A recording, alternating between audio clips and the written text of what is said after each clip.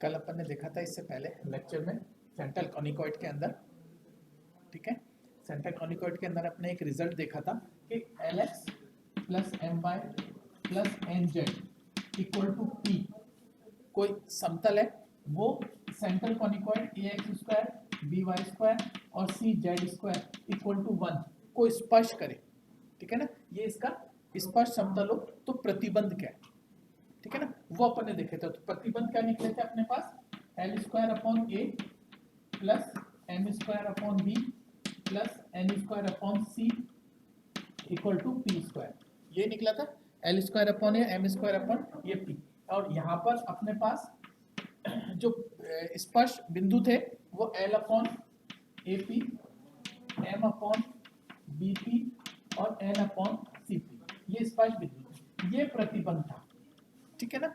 जब ये इसको स्पर्श करता है, ये इसका स्पर्श समतल है। इस चीज को अपन और डिफाइन करें तो Lx plus M Y plus M Z, इसको अपन और क्या लिख सकते हैं, plus minus L square upon A plus M square upon B plus N square upon C, ठीक है ना। ये भी स्पर्श समतल होगा, ये भी स्पर्श समतल होगा। इस तरह से अपन ने ये कल देखा था। उसी के आगे और देखते हैं अपन आज।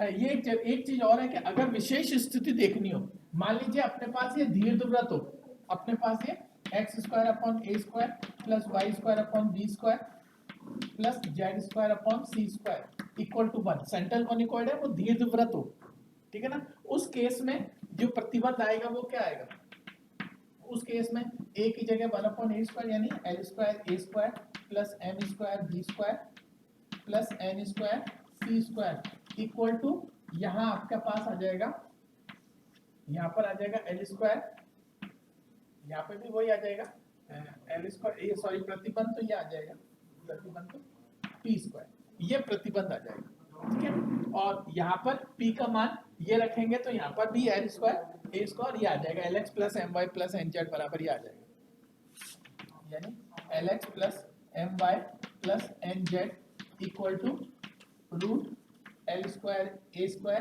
Plus M square B square plus N square C square, ये आ जाएगा, ठीक है।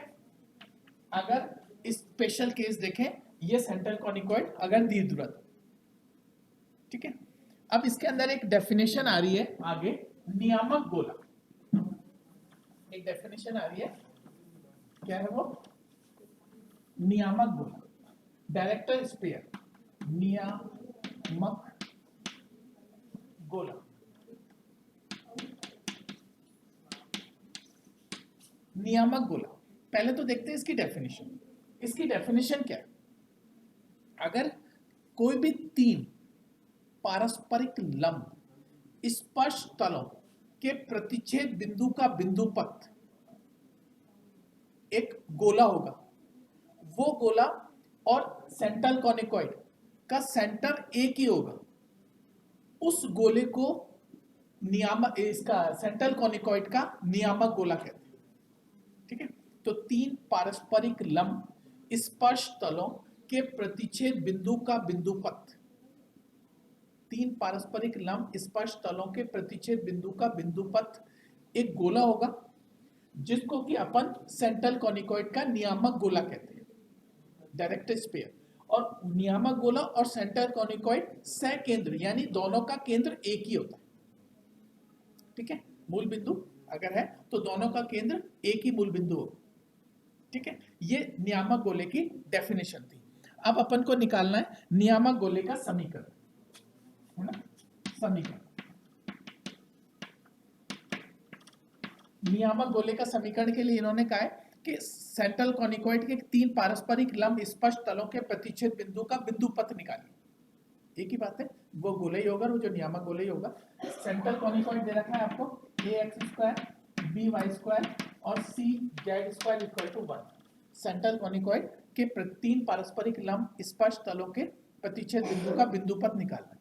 तो मान लेते हैं कि नियामक गोले के तीन पारस्परिक लंब स्पर्श तलों के जो प्रतिच्छेद बिंदु का जो स्पर्श समतल है वो ये है, आपके पास इसको अपन n1 कर लेते हैं, है ना, और इसको दूसरा ले लेते हैं L2x plus M2y plus N2z equal to plus minus L2 square upon A plus M2 square upon B plus N2 square upon C.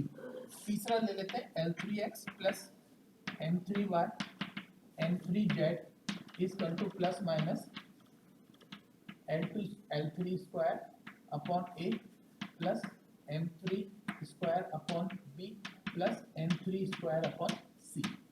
इस तरह से ये अपन ने तीन स्पर्श तल, है ना, वो अपन ने ले ली, ठीक है ना।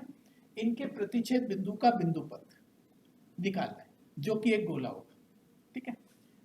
ये तीनों में L1 M1 N1, है ना, ऐसे ही L2 M2 और N2, ऐसे ही L3 M3 और N3।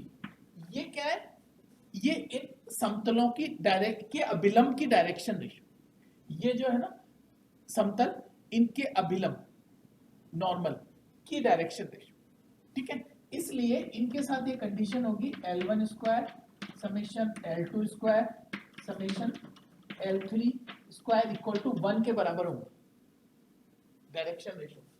इसी तरह से L1 L2 का समेशन समेशन L2 L3 का summation equal to L3 L1 का समेशन किसके बराबर होगा, 0 के बराबर।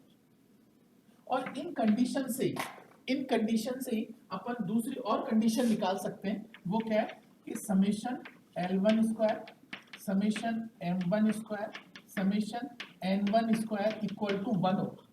ये सभी पे लागू होगा। सेम ऐसे ही अपन निकाल सकते हैं summation L1 M1 summation N1 M1 summation N1 और L1, ये किसके बराबर होगा, 0 के बराबर। ये सभी के लिए होगा इनका समेशन। अब अपन क्या करेंगे कि इन रिजल्ट्स को यूज करेंगे, इन रिजल्ट्स को तो यूज करेंगे, और कहां पर यूज करेंगे, इनका स्क्वायर करके ऐड कर देंगे। इसका स्क्वायर करेंगे, इसका स्क्वायर करेंगे, इसका, और इनको ऐड कर देंगे। उससे क्या होगा, L1 L2 L3 का योग जो है वो अपन जानते हैं, है ना, यहाँ पर 1 के बराबर। तो यहाँ पर केवल कितना आ जाएगा अपने पास आ जाएगा x स्क्वायर, ऐसे आ जाएगा y स्क्वायर, ऐसे आ जाएगा z स्क्वायर। बाकी सारी टर्म कैंसिल हो जाएंगे और इधर आ जाएगा 1/a plus 1/b plus 1/c, 1/a 1/b और 1/c। इस तरह से अपने पास एक रिजल्ट आ जाएगा, ठीक है। ये जो इक्वेशन आई, इसको सॉल्व करने पर और इन रिजल्ट्स को यूज करने पर वो इक्वेशन है गोले की। ये भी एक स्फीयर की इक्वेशन है, गोले की इक्वेशन है। इस गोले का सेंटर भी मूल बिंदु है, और जो अपन को सेंट्रल कॉनिकॉइड दे रखा है ना, ये जो अपन को सेंट्रल कॉनिकॉइड दे रखा है, उसका भी मूल बिंदु, उसका भी केंद्र मूल बिंदु पर है, और इसका भी केंद्र मूल बिंदु पर है। इसका मतलब ये दोनों इस नियामक गोला, ये जो है, ये गोला इस सेंट्रल कॉनिकॉइड का नियामक गोला कहलाएगा। इस नियामक गोला और इस सेंट्रल कॉनिकॉइड का सेंटर मूल बिंदु पर है, एक ही है, इसलिए दोनों सहकेंद्र कहलाते हैं, ठीक है।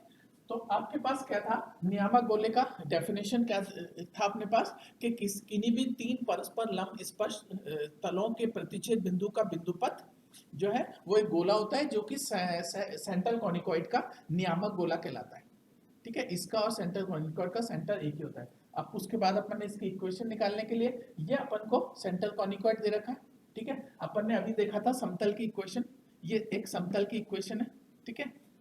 इस सेंट्रल कॉनिकॉइड के, इससे अपन ने तीन इक्वेशन बना ली, L1 M1 N1 L2 M2 N3, इस तरह से लेकर के। और ये जो है ना L1 M1 और L2 M2 और L3, ये क्या है, इस समतल के अभिलंब के डायरेक्शन रेशियो, इसलिए ये कंडीशंस इन पे लागू होगी। इनका इसका समेशन या इसका समेशन 1 के बराबर, या ये 0 के बराबर। सेम ऐसे अपन ने सभी के लिए निकाल लिया, ये L1 के लिए था, अपन ने सभी के लिए निकाल लिया ये रिजल्ट्स, ठीक है। अब उसके बाद क्या किया कि इनका स्क्वायर करके, इन तीनों का स्क्वायर करके इन तीनों को ऐड कर दिया। उससे क्या होगा, ये L1 square L2 square L3 square, है ना, ये तीनों का सम तो 1 हो जाएगा और ये बच जाएगा। ऐसे वाई स्क्वायर रह जाएगा, ऐसे जेड स्क्वायर रह जाएगा, और राइट साइड में 1/a plus 1/b plus 1/c। ठीक है, इस तरह से ये एक गोले की इक्वेशन आ गई। ये जो गोला है यही इस सेंट्रल कॉनिकॉइड का नियामक गोला कहलाएगा। इसका भी सेंटर मूल बिंदु है, इसका भी सेंटर मूल बिंदु है, इसका मतलब दोनों का सेम सेंटर। ठीक है, इस तरह से इसका पर्टिकुलर केस भी अगर आप चाहें तो पर्टिकुलर केस भी देख सकते हैं कि मान लीजिए आपके पास सेंट्रल कॉनिकॉइड दीर्घवृत्त दे रखा है ना, ये जो सेंट्रल कॉनिकॉइड है इसके अंदर अपन को दीर्घवृत्त दे रखा है।